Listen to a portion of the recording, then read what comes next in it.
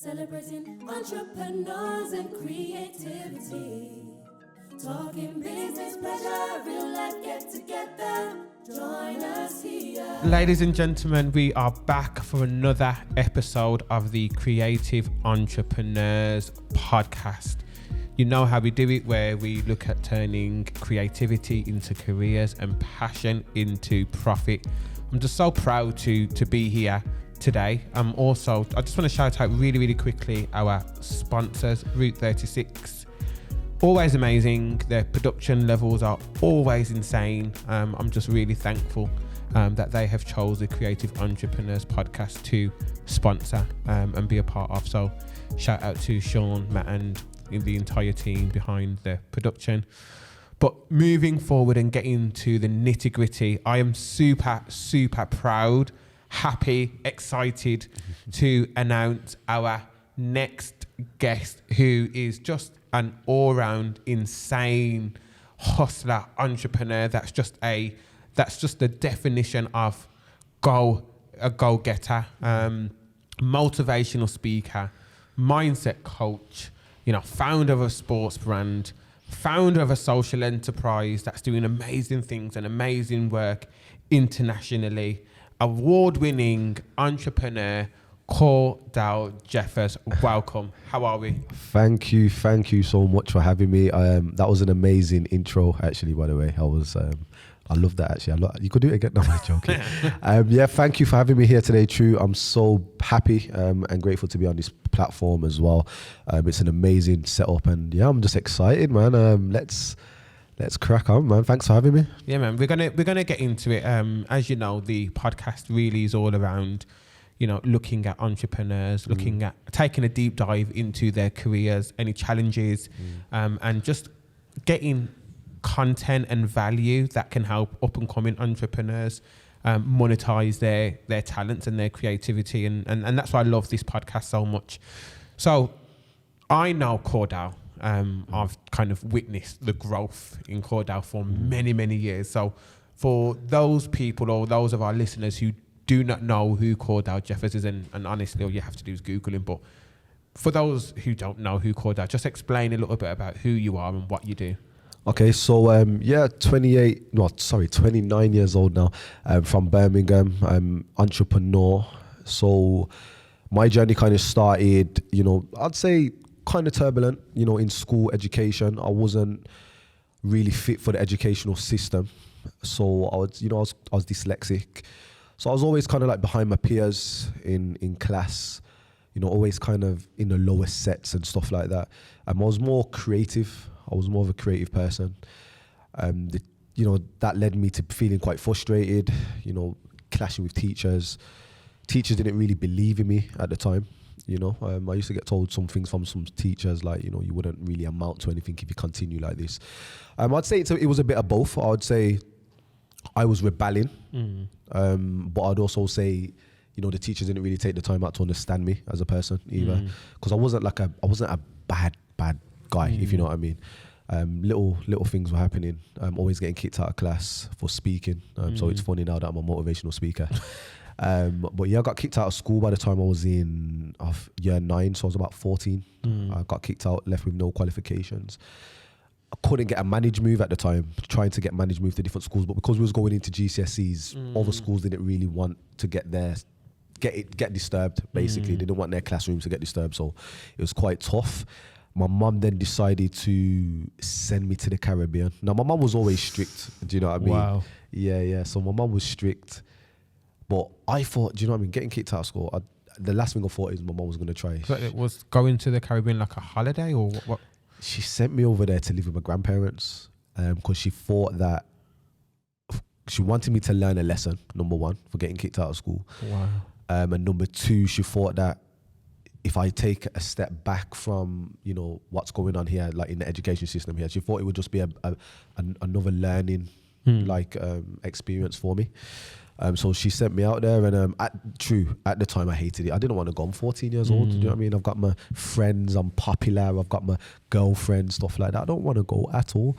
But she sent me over, and even though I hated the decision, I tried to do everything not to go. I hid my passport, everything. But you know, I had to end up going over there. Most people think the Caribbean. They probably think, you're nice beaches, tropical, reggae music, all of that. But what people vision, it wasn't my reality. Like, I was put into an environment where I was uncomfortable, number one. You know, a whole different culture. And also what I seen was, you know, extreme poverty as well. Do you know what I mean? And but that shifted my mindset while I was there. So even though I hated this decision, while I was there, I realized it was possibly one of the best decisions of my life. It was like a learning curve. You know what I mean? Seeing people come out of shack houses, have nothing. You know what I mean? When we was going to school, all the lessons were underneath the tree, things like that. Do you know what I mean? That was what I seen, because it was a small island, St. Kitts and Nevis actually. So yeah, that was a mad shift. I decided that I wanted to come back after about 1.5 years over there. My mum said, you know, she feels like I've learned, and she could see the growth in me, and she decided to send me back. But my mum stayed over there with my little brother.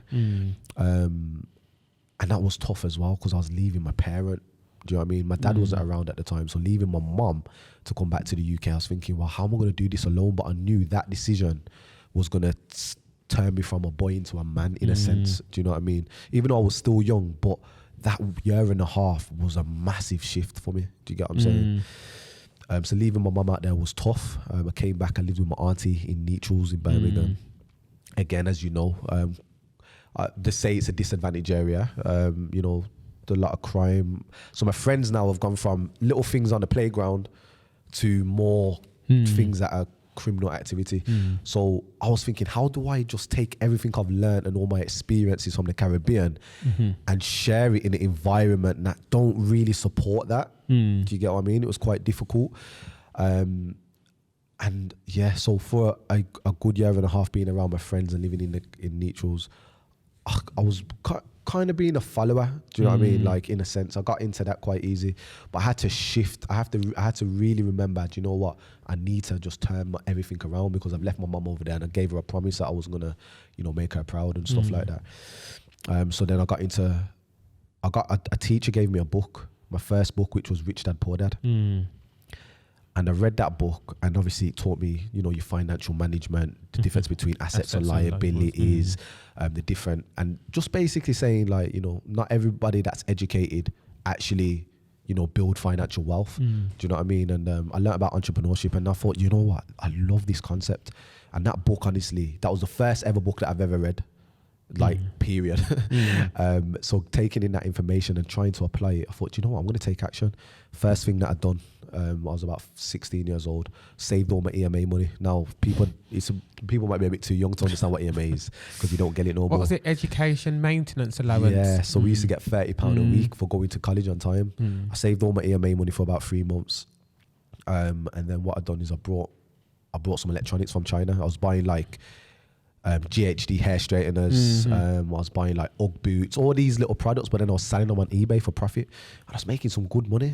And before I even had a job, I was making like £300-400 a week at 15, 16 years old. And I was thinking, wow, like, I thought I was rich at that point. Do you know what I mean? I was thinking, no way. So seeing that alone, thought, do you know what I mean? I don't want to get into the 9 to 5. I just want to continue my entrepreneurial journey. Do you know what I mean? And even though I was around a negative environment, in a sense, or not, I wouldn't say a negative environment, because the people that were doing things, I wouldn't necessarily say that they were negative, but they was doing what they had to do that they thought at the time was to make ends meet. And seeing their kind of like hustle in what they was doing, I just thought, I need to do this in something positive. Then that's how I got into my entrepreneurial journey. Wow. Just, there was so much in what you just said, like, in particular, going to the Caribbean at 14 years old, like, I can't even fathom just leaving what I've always known and loved, and just changing everything and just going to the Caribbean to live, and being greeted with a different kind of set of rules and a different culture. Yes, we come from a Caribbean culture, and we understand the food and and the music and all that good stuff, but in some ways we don't understand the extreme poverty that's out there. And also, like, it's just different academically. It's different schooling. What was your academic journey like there? It was crazy. It was difficult because you go there and because you think you're from England, they just put you in top sets or everything. Like, Wow. But over there, I'd say the work's 3-4 times as hard. Wow. Do you know what I mean? Like the kids over there, honestly and truly, they are academically, they are on the next level. And also remembering that you was dyslexic as well. Yeah, so it's kind of like, how did you manage, like, that being out there in that space, you know, when, the children are academically, blessed. And you've got a disadvantage. Like, how was that? Like, it was like I said, it was difficult. Again, I was there and I worked harder. So, you know what I mean? I just thought, well, this isn't working either. Do you know what I mean? And I was struggling to adapt to the discipline over there. You could imagine here, like, it's free. Do you know what I mean? You see, if you talk whatnot, you get kicked out of classroom. But over there, if you mess around, I got beat with cane when I was over there. Do you know what I mean? For not having my uniform, right? Wow. Do you know what I mean? And I'll never forget, man. Wow. The day that happened, I was just like, no way. Like, Mom, what are you doing? You're sending me over here to get licks. Wow. So that was crazy. But not one of the best things that I did learn over there was I learned a lot about culture and our culture as black people, and that's what I love the most because. Over here, we don't get that. Over there, it's not about slavery or the fight to justice. They take it way back. The great inventors, they talk about the Moors that civilized Europe. And it's that deeper black history that you learn. Do you get what I'm saying? And getting exposed to that made me feel a bit more empowered as well. Do you know what I mean? Like, do you know what? That teacher told me that I'll never amount to anything. Like, look at these people that have came way before us. Because over here, you just learn about Martin Luther King and, Rosa Parks, which is amazing. But before that, there's history. And I think we need to start teaching our, younger generation those things as well. So definitely. So fast forward then. So you've went to the Caribbean, you've came back. What did you do when you kind of came back? Did you go to like college, university? Did you pursue higher education, or did you go straight into business, or was you doing both? Like, So what happened was I was at college, like I said, my first business venture. I read the book Rich Dad Poor Dad. From there, I read other books, Think and Grow Rich by Napoleon Hill, and all these amazing books. I started to get my mind right, and then I started to feel, you know what, I've got something here. I was growing my electronic business online. Again, like I said, I was in quite a tough area. So I'm not too sure if people were getting jealous of me or people finding about what I was doing or whatever. But, one of the hardest times was when I was living with my auntie. It was probably like, I can remember it was just before Christmas, a cold night. I remember coming back from college, going home, and just as I was about to lay my head to bed, I just heard a massive bang on the door, and my auntie just started screaming, and she was just like, Cordell, there's people outside. Wow. And I was thinking, what is going on? So, as your heart's beating, I'm thinking, what is going on? I've gone outside. People just shuffling around. People went around the corner and stuff like that. I was like, what is going on? I thought somebody was playing a trick on me. Gone around the corner. Some masked men were there. Do you know what I mean? Grabbed me, screaming at me, putting me on the floor. Where's your money? Who's in your house? Stuff like that. And I was just so confused, man. And in that time, like, I was panicking. I didn't know, have these guys got anything on them? Am I going to die? Anything like that. And I remember somehow, out of the will of God, I don't know how I kind of ended up getting out of the lock that this guy had me in. Ran inside my house. Me and my auntie are pressing the door. These guys are trying to kick the door. My auntie's screaming, move. Like, I phoned the police, please go away. And it was difficult, man. It was difficult. But in that moment, it was kind of like I had a message, and it was kind of like, life don't happen to us, it happens for us. And I realized maybe I need to separate myself and get myself out of this environment. Do you get what I'm saying? Like I said, I learned a lot from the environment, but somehow I was doing something positive. Never done anything negative. Like, never done anything in actual crime or anything. So I'm like, why is this happening to me? So I thought maybe it's the area, or maybe the surroundings, or the people that I'm associated with. Do you get what I'm saying? And that's just been the total truth. And then I decided, okay, I'm going to start my entrepreneurial journey because I feel like it might be attracting attention to me. And then I thought, let me just try get to university any way possible. Don't forget, I never had the qualifications. So I'd done everything to try and get back to uni because I wanted to leave the area.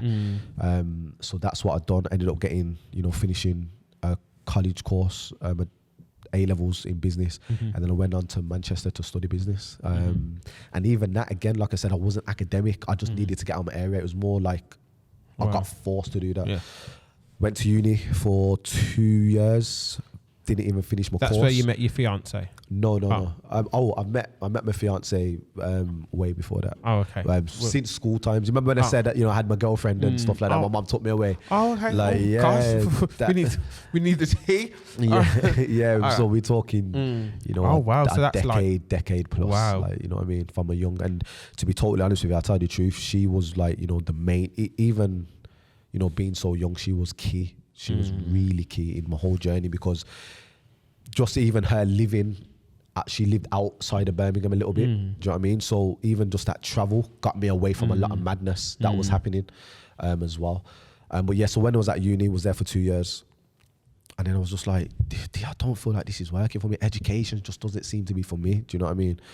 Again, I suffered with dyslexic as well. I was dyslexic. So yeah, I came back and then I was just like, I don't want to do uni. Dropped out of uni. And then that's when I started my clothing line with my partner, which was, Mungo Sports. Yeah, that was my first official business, if you know what I mean.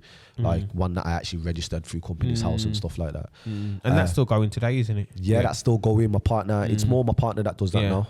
She still works on that now. She's kind of changing the brand around. But that went quite well when we first done it. Do you know what I mean? It blew up because we had influencers. And yeah, the influencers kind of blew it up for us. It was good. It was making money.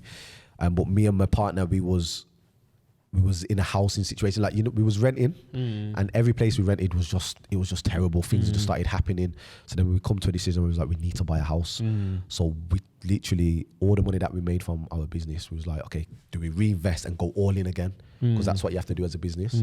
Or do we save this money and buy a house? And that was the decision that we felt like we had to make at the time. From there, I set up another business, which was We Shine Together. House is beautiful, by the way. I'm just thank you.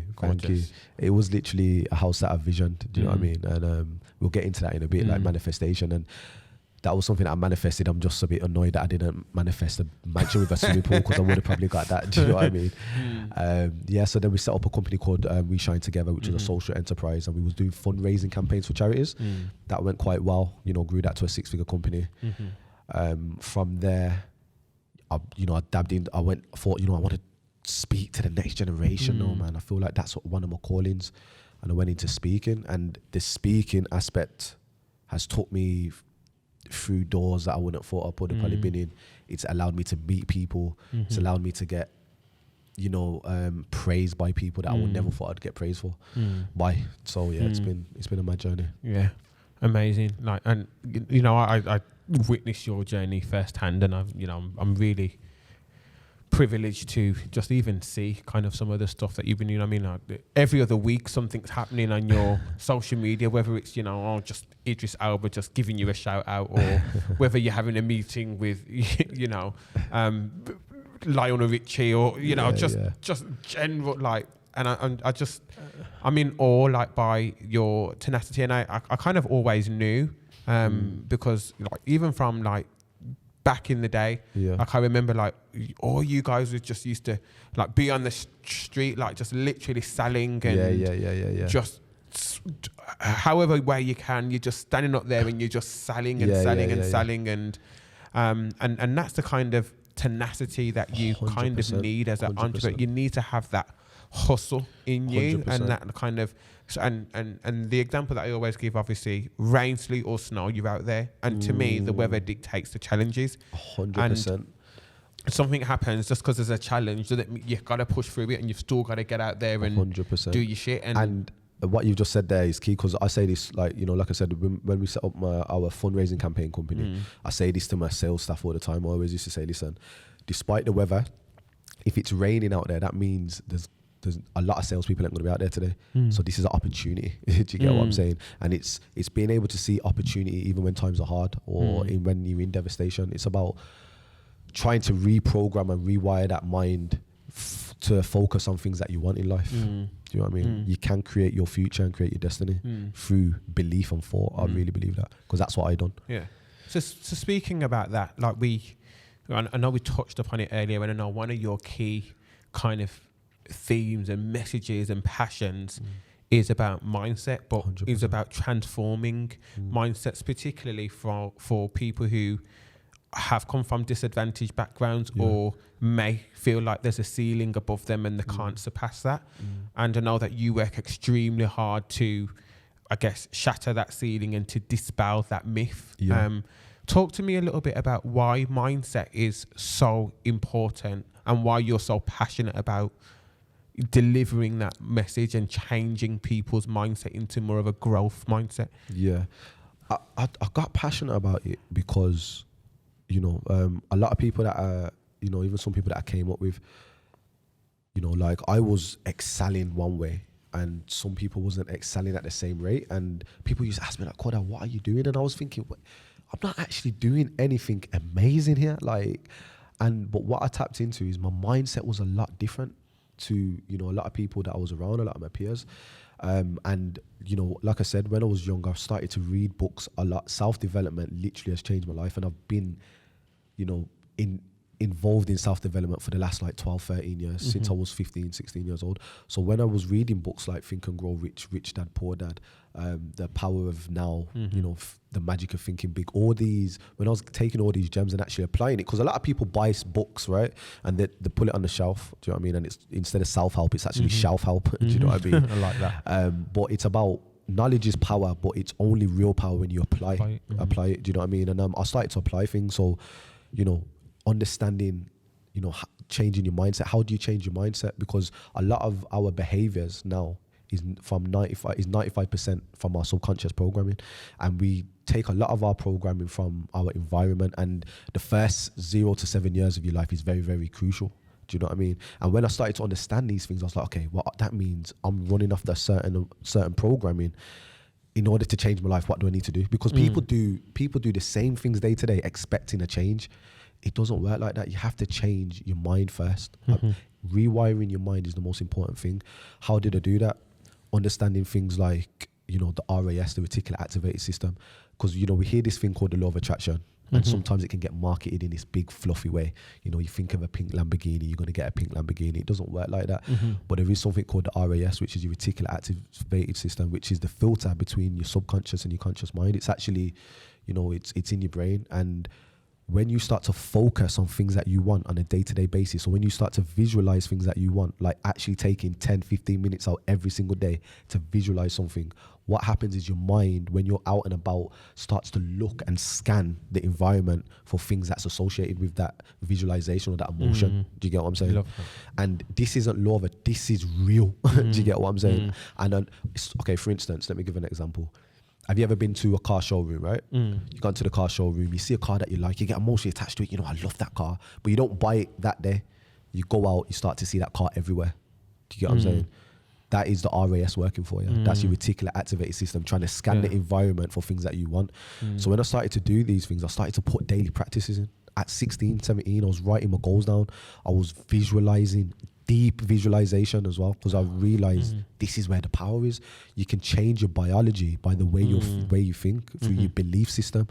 But the only way you change and rewire your mind and rewire your mindset is through repetition, through habit. So you have to do these things on a daily basis.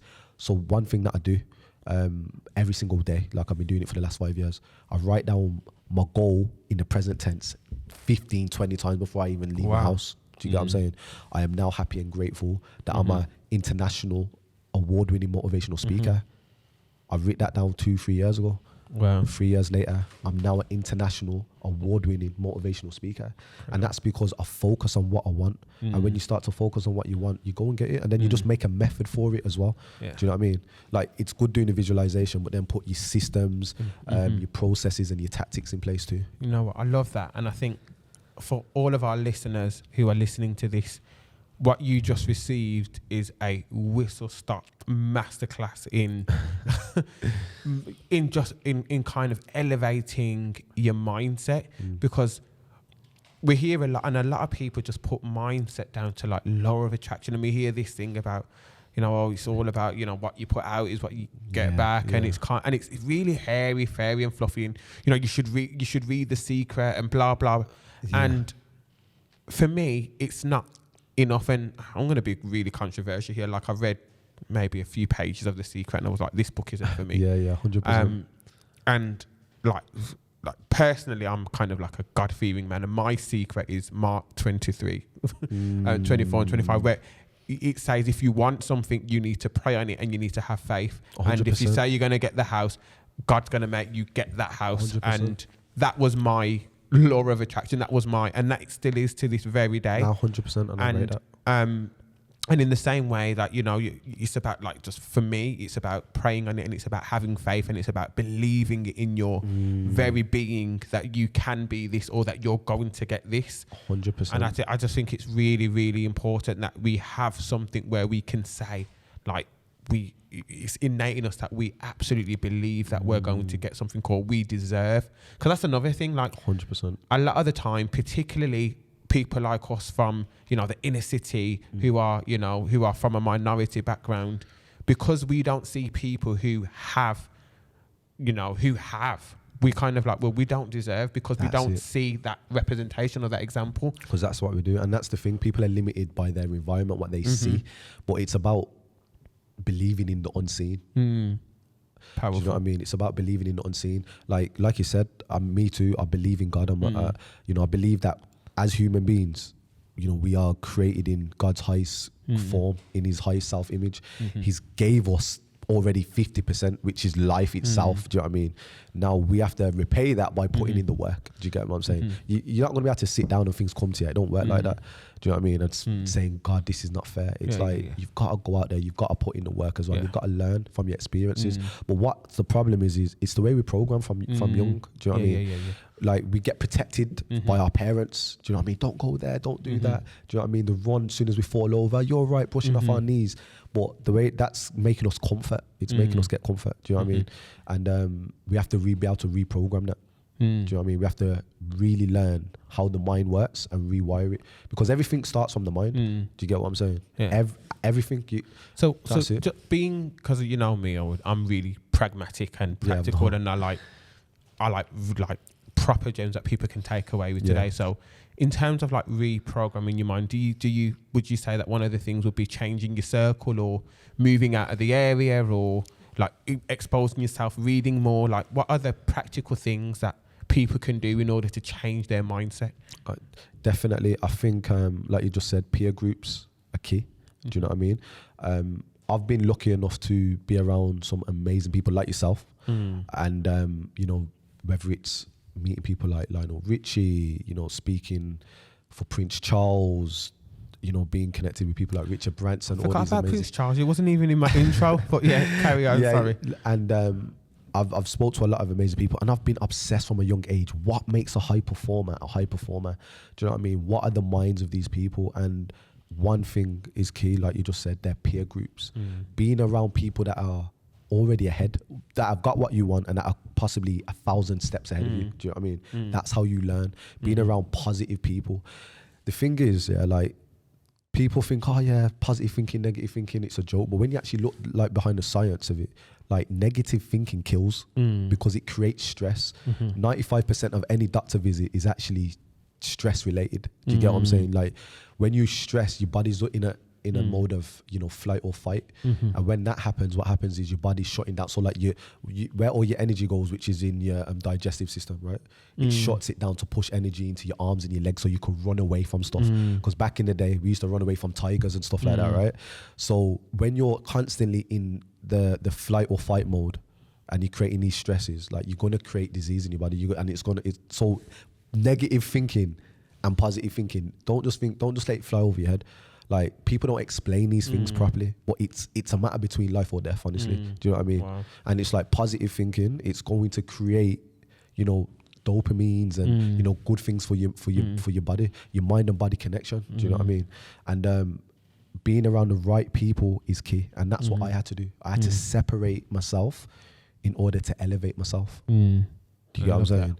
And I think that's important as well. So that's number one. Number two, like you said it before, belief. You have to believe that everything is possible. Do you know what I mean? Belief is the key thing. And I believe, you know, neuroscience shows that it can change your biology. It can change, you know, the things in your body as well, like in a positive manner. So having the right belief, it's not fake it till you make it. It's more act as if. Do you know what I mean? Act as if you already have it. Do you know what I mean? And do you know what I mean? I think that's what I've been able to do. Do you know what I mean? So when I'm walking into a room of important people, I don't minimize myself to anybody. Do you know what I mean? I believe everybody's equal. I don't minimize myself. And people, they see that confidence in. And then that's how I end up getting opportunities. Do you get what I'm saying? So act as if you already got it. Number three, I think, which is a key thing, which is, it's probably common sense, right? But sometimes common sense isn't common practice. Do you know what I mean? But look after your health. Do you know what I mean? That is completely key. If you want your mind to work right, you need to look after your health. Do you know what I mean? Are you drinking the water? Are you eating the foods? Are you exercising? Is your mind getting that oxygen? Your brain is the most important organ in your body. So look after it. People look after the physical, what they see on the outside. Everyone looks after their aesthetics, but no one's really looking after their inner, their mentals, their mental jewels. But this is what controls everything. So you have to look after it, right? Incredible. Oh, there's just so much. I just don't even know where to begin. And you did say a lot in that. And one of the things that I picked out was the whole kind of self-actualization, because I think for me, you have to see it in order for you to become it. 100%. And like, there's so many occasions where, you know, I've seen that I was going to have this business, or I've seen, like, this podcast, for example. Like, initially I was like, oh no, I'm not doing a podcast. But then I had to see it. I had to draw it on paper. I had to write down the guests who I was going to be speaking to. Even before I started the planning, I needed to see it, and I needed to see, you know, me sitting in this seat and, you know, speaking to the guests. And I just said, like, I know I've had amazing guests on the podcast, and I'm due to interview some amazing guests. And I was like, if I don't have these guests, I'm not doing it. And I had to see them, like, sitting there and me conversating with them, because if I didn't, then I wouldn't do it. So I think actualization is huge. It's and key.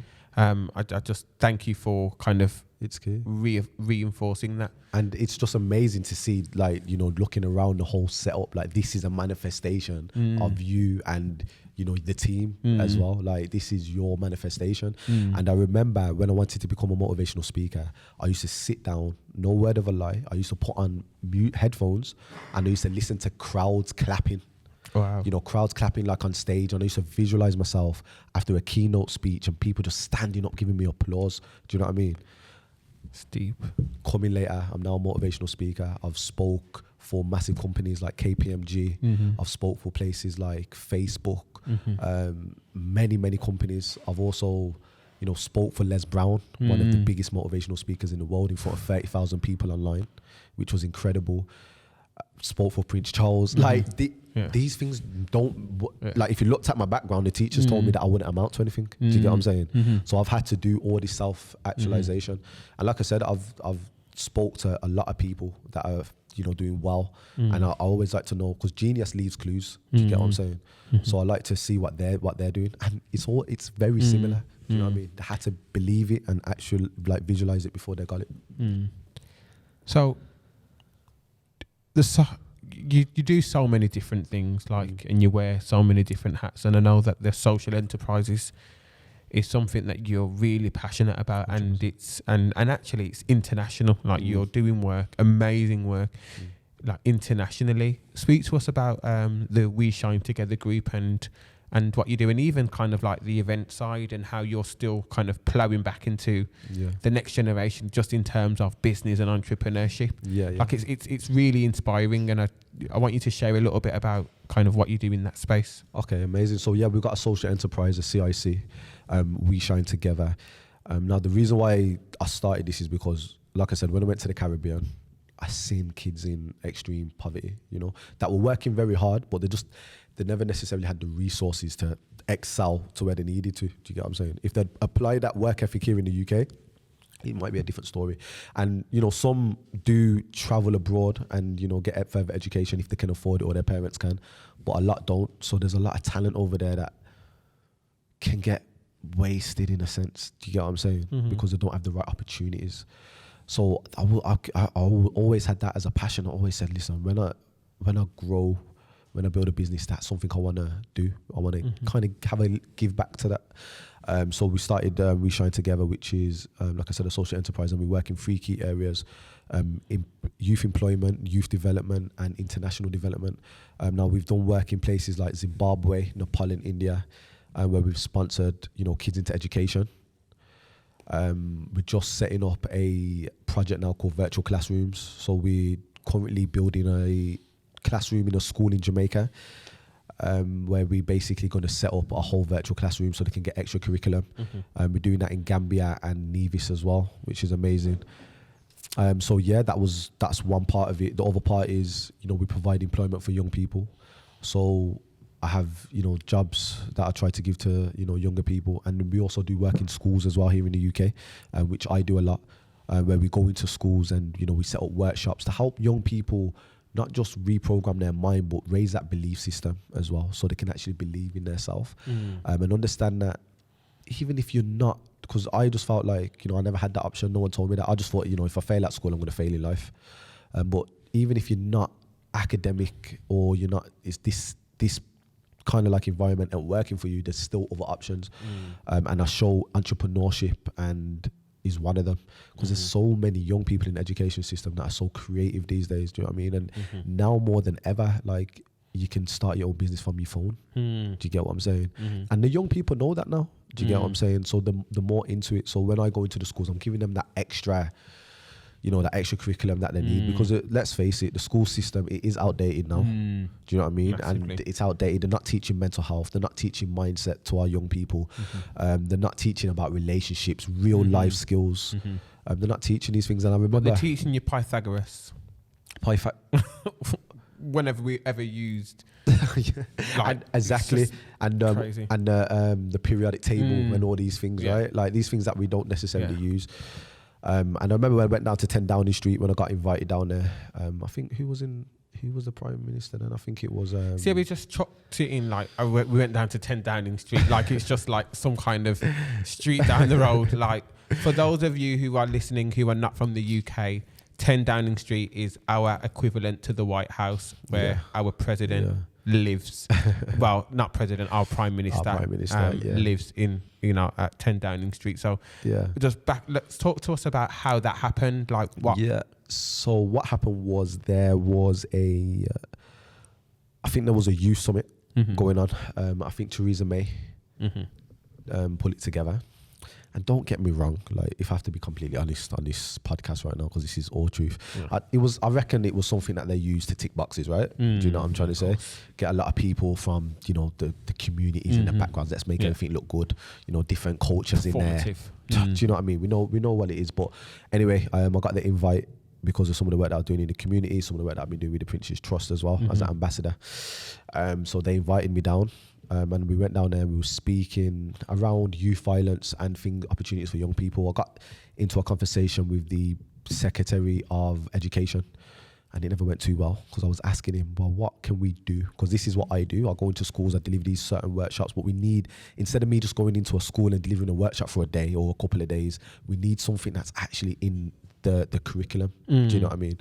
And he was like, maybe we could do life skills, or cooking skills, because that would bring out good life skills. I was thinking, cooking. So what, you want more cooking classes? I've just shared everything that I teach around mindset and, you know, changing the belief system, and you want to, you know, bring in stuff around cooking. So I was just thinking, if he's the head of our education, that means there's no hope, really. Do you know what I mean? And they ain't got no plans to change it, because at the end of the day, the education system creates workers.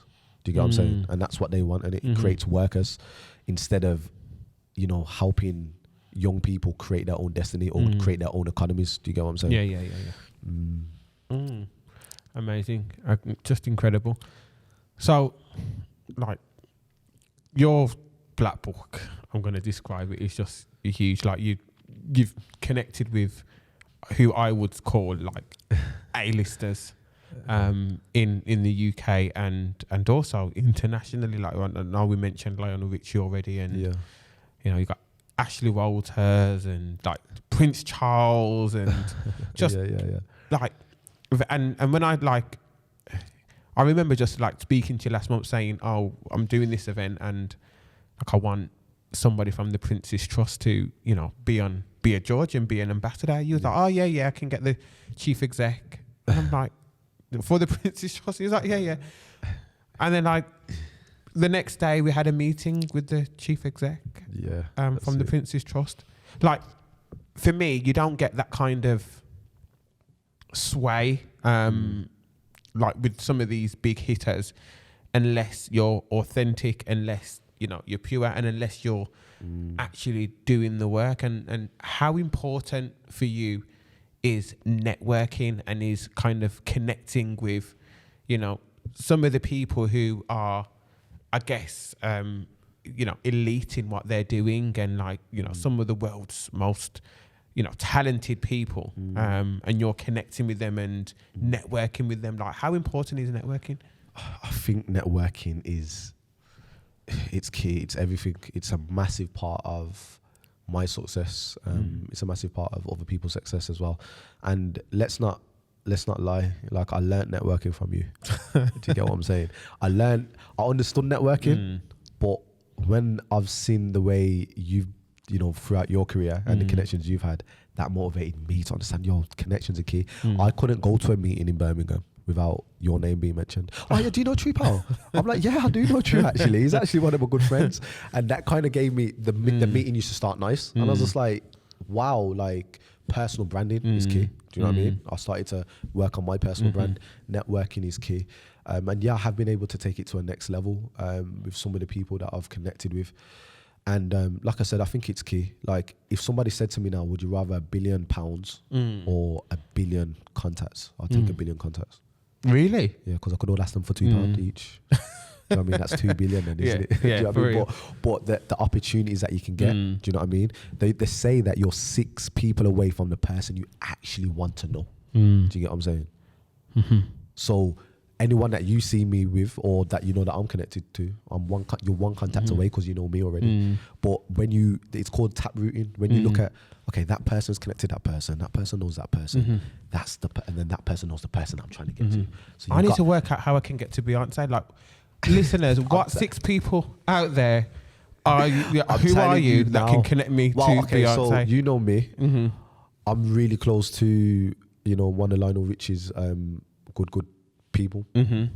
Lionel Richie must know Beyonce. Yeah. So how many contacts are we aware? Is that like 2? Do you see? Let's make it Lionel Richie. There it is. Where are you? Like, and listen, that's the blueprint to networking as well. Building relationships is key, but being authentic as well.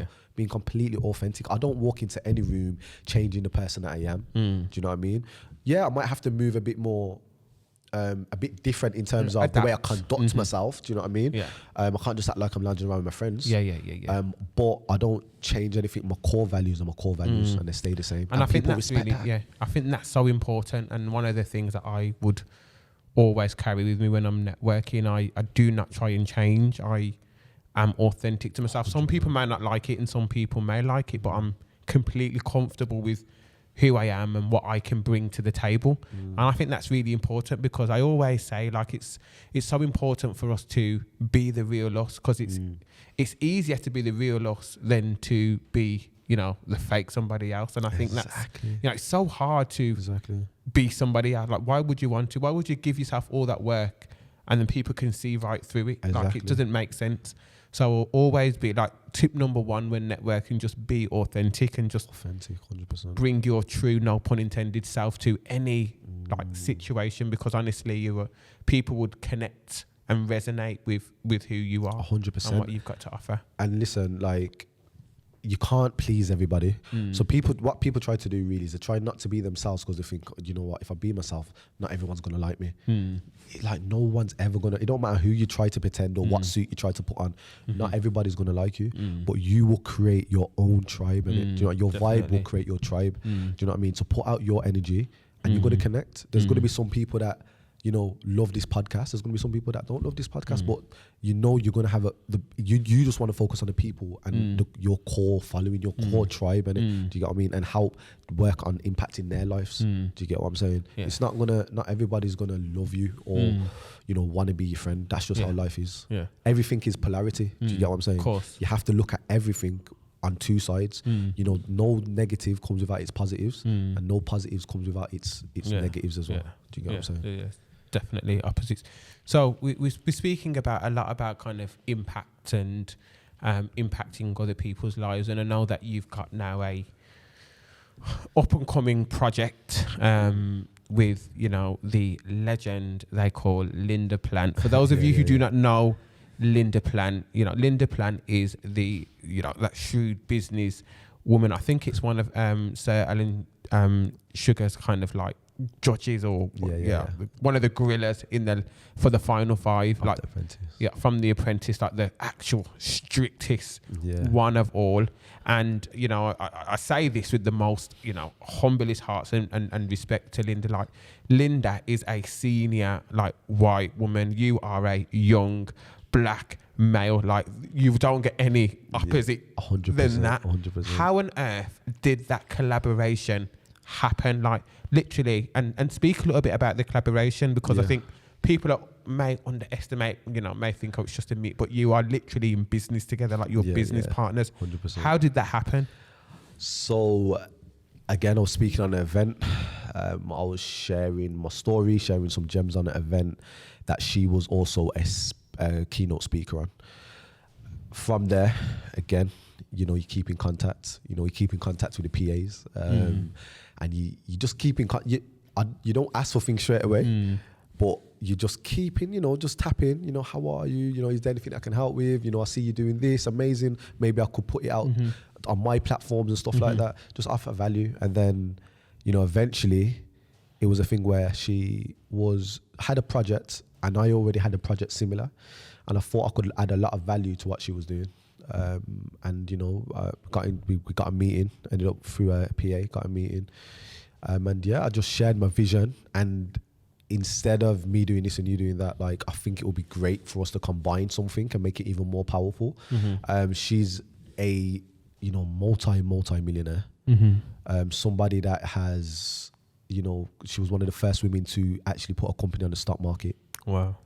She went from selling leggings to multi-million pound housing property company as well.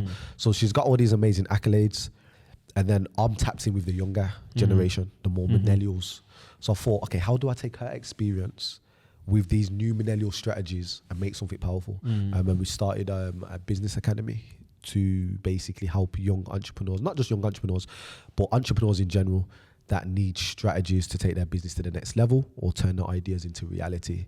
And it's not just business, it's mindset as well, because I believe, you can't, without the right mind, you're not going to get anywhere. You only can get so far in business. Do you know what I mean? So we do a lot of mindset work as well. And it's a 12-week program. And it will positively change somebody's life. We've had some great testimonials from it already, from our beta group. And we're gonna really, do our best to, impact the next generation of entrepreneurs and the current entrepreneurs that are finding it a bit sticky, that need that breakthrough. Because the thing is, people don't understand that your breakthrough is coming quicker than you actually think. Do you get what I'm saying? Yeah. Your breakthrough normally happens just as you want to give up. That's how truth it is. Do you know what I mean? And you've got to keep digging until you find a diamond. Do you get what I'm saying? I love that. You got to keep digging until you find a diamond. That's incredible. And another tip actually for the listeners out there who are connecting with, with people who are, more advanced than them in business or in their own kind of business journeys. When you do connect with kind of some of these serious players, remember that you have one ask. And I think a lot of people think, oh, I've connected with this person, I just want to shout out on my social media, just like, that's your ask on.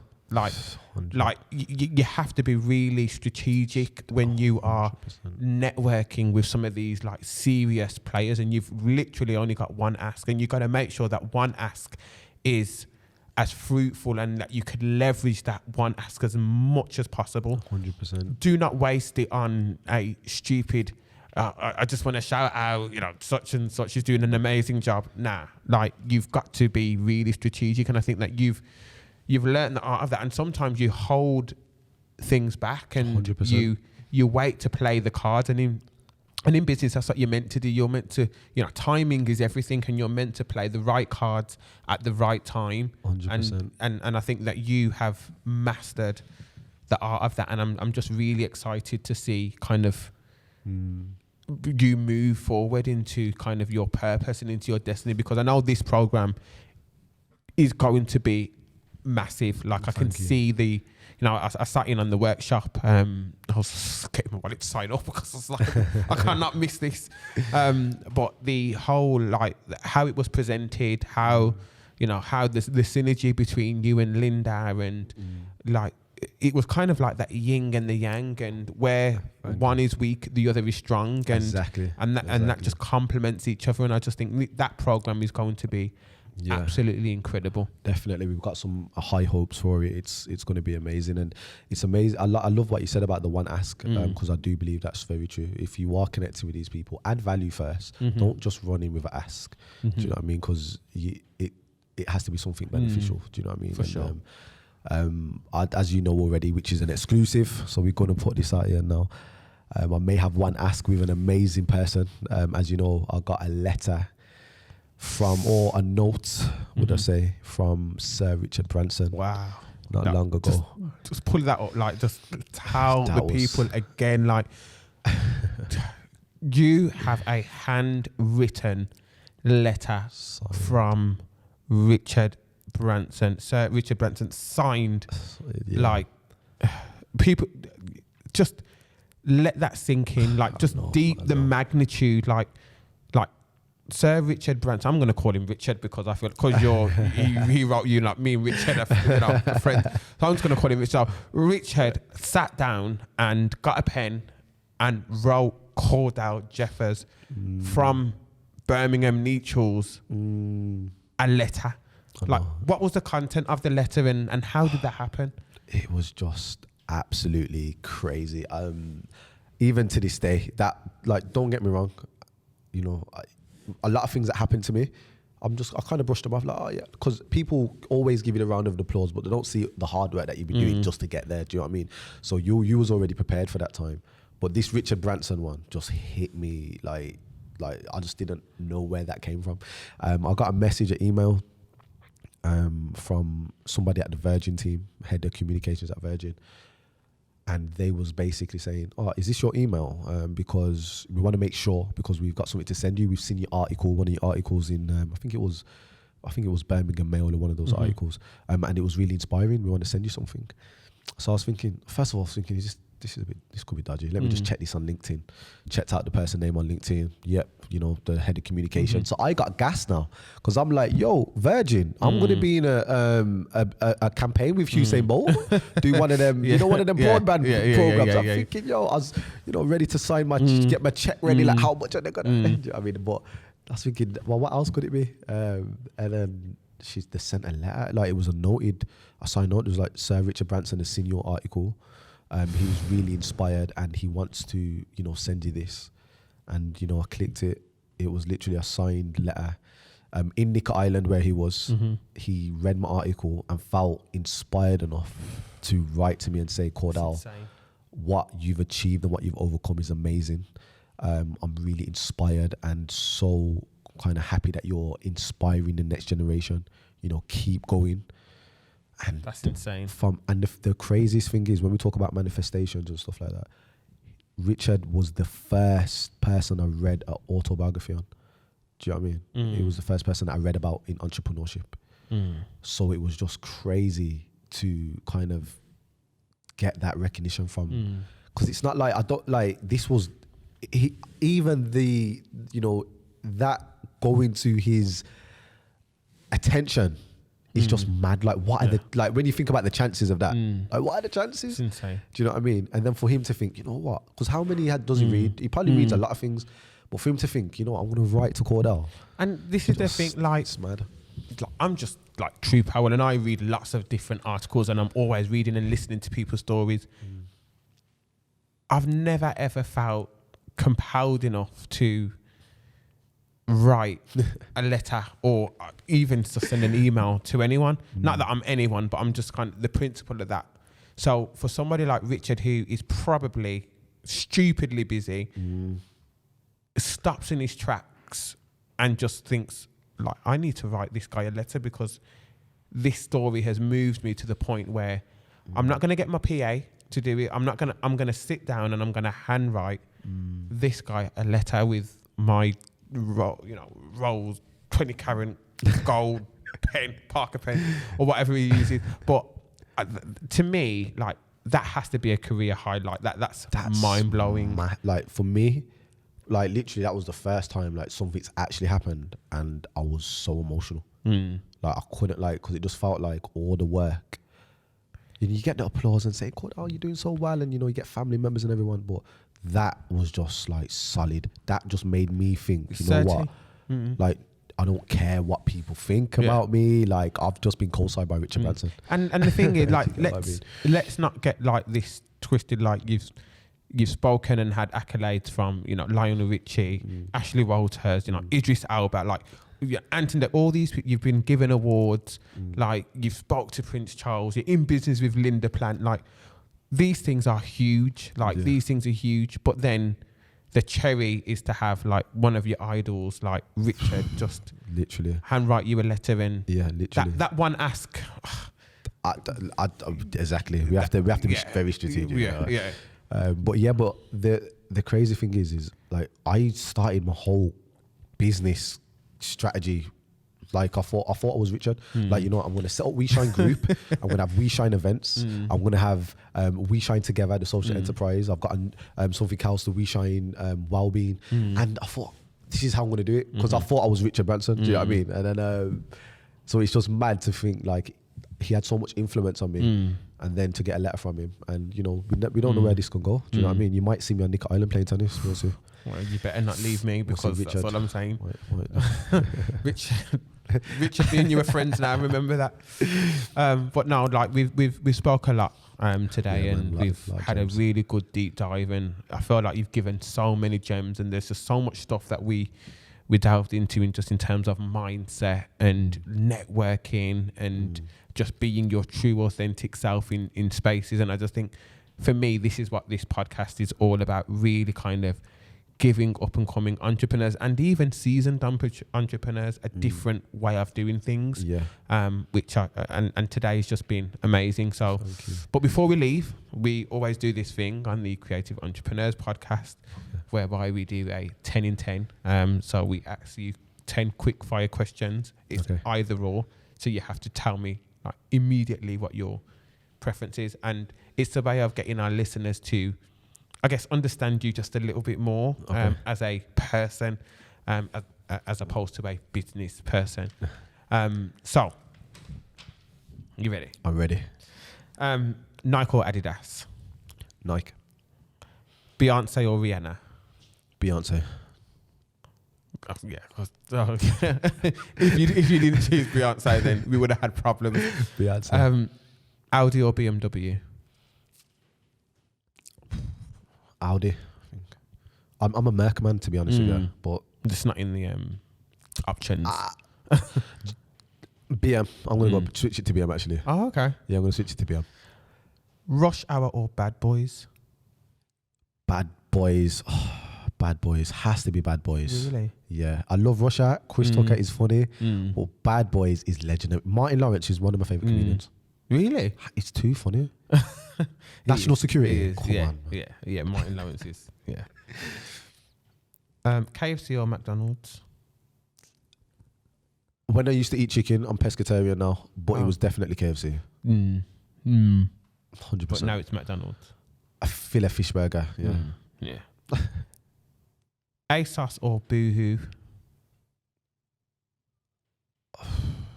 Do you know what? I'm going to say ASOS just because I haven't really bought anything from Boohoo. So I'm going to say ASOS. But I'm not going to lie. I'm seeing some active wear and stuff like that. Boohoo and stuff like that. Shout out Macau and all that. Do you know what I mean? Like, it looks quite trendy, to be fair. Do you know what? I'm going to go say Boohoo because I'm liking the stuff I'm seeing, to be fair.